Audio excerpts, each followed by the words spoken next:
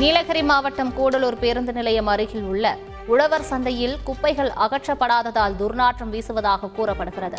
அங்குள்ள குப்பைகளை சேகரிக்க முடியாது என கூறி ஒப்பந்த ஊழியர்கள் மறுப்பு தெரிவித்துள்ளனர்.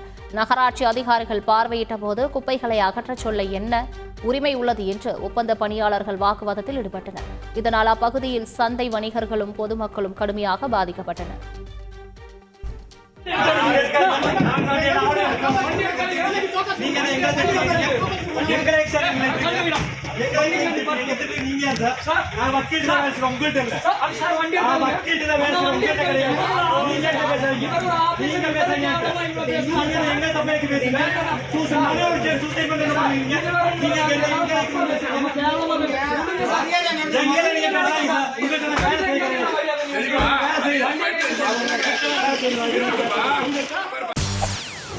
செய்திகளை உடனுக்குடன் தெரிந்து கொள்ள உடனே சப்ஸ்கிரைப் பண்ணுங்க.